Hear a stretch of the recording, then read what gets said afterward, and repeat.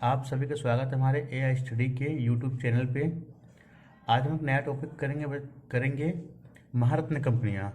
महारत्न कंपनियाँ जो है ना, हर एग्जाम में बच्चों को बहुत ट्रेंडिंग टॉपिक है।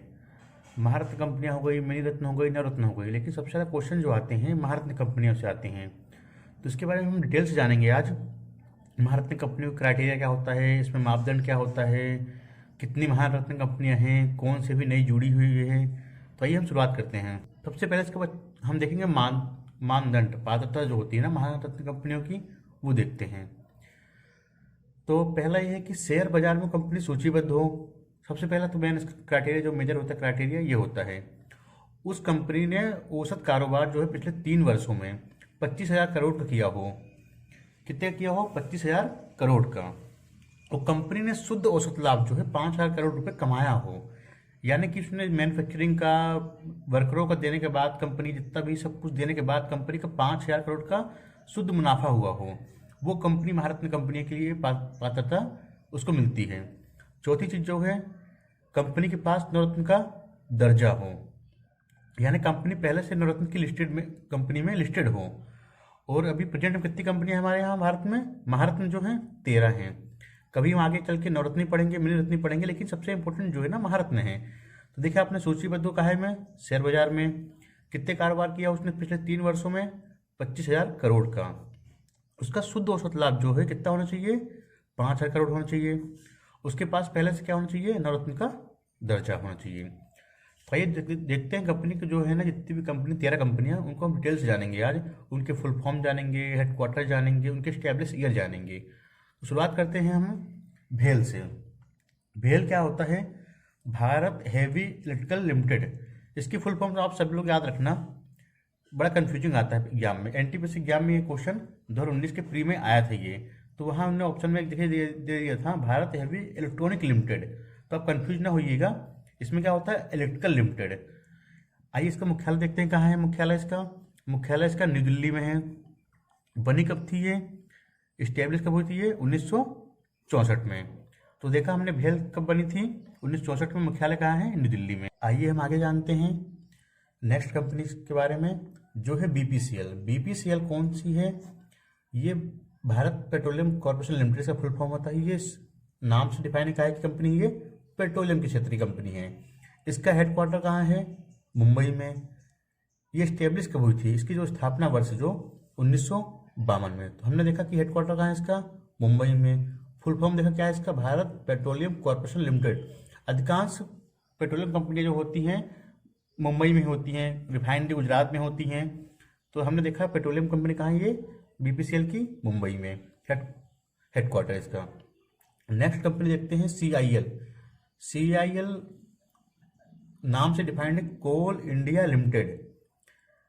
तो कोल सबसे ज़्यादा कहाँ होता है? झारखंड में, कोलकाता में, छत्तीसगढ़ में होता है, लेकिन सबसे जो मेजर मेजर पोर्शन पाया जाता है कोल का भारत में, वो पाया जाता है कोलकाता में। तो उसका मुख्यालय कहाँ होगा? कोलकाता में। इसका स्टेब्लिश ईयर क्या है? 1975 में। इसी के जैसे कंपनी और है एनटीपीसी, उसका भी स्टेब्लिश ईयर जो है 1975 की। आगे मैं आपको बताऊंगा। तो ये दो तरीके होते हैं आपको याद करने के लिए।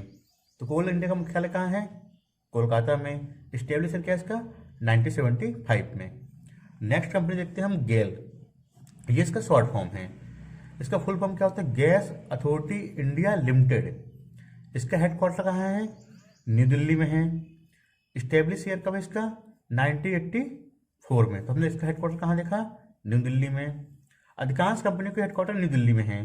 बाकी सिर्फ पेट्रोलियम कंपनी है उनके मुंबई में है, एक आध पे देहरादून में भी है, लेकिन अधिकांश की कंपनी के मुख्यालय जो है न्यू दिल्ली में है। तो इसका स्टेब्लिश ईयर कब है? 1984 में।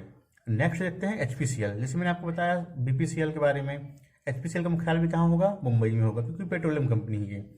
एचपीसीएल का फुल फॉर्म देखते हैं पहले आके हम। Hindustan petroleum corporation limited. Headquarter कहाँ है? इसमें मैंने आपको बताया था अभी, मुंबई में है। इसका जो सबसे जरूरी पोर्शन होता है ना, हेडक्वार्टर और स्टेब्लिश ईयर। तो स्टेब्लिश कब हुई थी बच्चों? ये 1974 में। नेक्स्ट कंपनी देखते हैं, आइए हम आईओसीएल। आईओसीएल शॉर्ट फॉर्म है। कई बार शॉर्ट फॉर्म देता है, कई बार फुल फॉर्म देता है, कई बार शॉर्ट फॉर्म देके फुल फॉर्म पूछ लेता है। तो आईओसीएल का फुल फॉर्म क्या है? Indian oil corporation limited. ये भारत की सबसे पुरानी कंपनी है, इसको आप डबल स्टार लगा लीजिए। सबसे पुरानी कंपनी है और इसका स्टेब्लिश ईयर जो है ना बहुत इंपॉर्टेंट है। सबसे पुरानी है, आज़ादी के पहले से कंपनी भारत में चल रही है। तो इसका हेडक्वार्टर कहाँ है? न्यू दिल्ली में। जिसमें मैंने आपको बताया था अधिकांश हेडक्वार्टर न्यू दिल्ली में है। स्टेब्लिश ईयर कब था इसका? 1859 में। आप खुद ही देख रहे हैं 1900 के बाद पहले कंपनी है ये। नेक्स्ट कंपनी देखते हैं हम, एनटीपीसी। मोस्ट इंपोर्टेंट कंपनी है ये विद्युत क्षेत्र की बहुत बड़ी कंपनी है भारत की। इसका फुल फॉर्म कई बार आता है, national thermal power corporation limited. बच्चों कंफ्यूज मत होना, कभी एनटीपीसी एक रेलवे का डिपार्टमेंट भी होता है जो पॉपुलर कैटेगरी के एग्जाम लेता है, जो नॉन टेक के। तो कंफ्यूज ना हो, ये कंपनी है वो एग्जाम का एक वो है। तो national thermal power corporation limited, इसका हेडक्वार्टर कहाँ है? न्यू दिल्ली में। स्टेब्लिश कब हुआ था बच्चों इसका? 1975 में। वैसे आपको मैंने बताया था कोल इंडिया लिमिटेड का, उसका भी स्टेब्लिश ईयर क्या था? 1975 में। बस उसका हेडक्वार्टर कहाँ था? कोलकाता में था। तो आप ये ध्यान रखिएगा, 1975 में दो कंपनियां बनी भारत में, एनटीपीसी और कोल इंडिया लिमिटेड। कोल भी विद्युत क्षेत्र की है, ये भी विद्युत क्षेत्र की है। नेक्स्ट कंपनी देखते हैं ओएनजीसी। इसका फुल फॉर्म क्या है? Oil and natural gas corporation limited. ये एक ऐसी कंपनी है जिसका मुख्यालय थोड़ा सा यूनिक है। कहाँ है? हेडक्वार्टर इसका देहरादून में है। स्टेब्लिश ईयर कब हुई थी इसका? स्टेब्लिश कब हुई थी ये? 1956 में। तो आप ये थोड़ा याद रखिएगा, थोड़ा सा यूनिक है इसका हेडक्वार्टर। न्यू दिल्ली मुंबई ने छोड़ के ये उत्तराखंड के देहरादून में है। नेक्स्ट कंपनी के बारे में बात करते हैं, सेल। सेल का बच्चों कई बार फुल फॉर्म पूछता है। सेल का फुल फॉर्म क्या होता है? Steel authority India limited. इसका हेडक्वार्टर कहाँ है? देखिए आप खुद देख रहे हैं दिल्ली। दिल्ली में कितने हेडक्वार्टर हैं, तो आप थोड़ा ध्यान रखिएगा इसका, है ना। हेडक्वार्टर कहाँ है? दिल्ली। स्टेब्लिश ईयर इसका क्या है? 1954।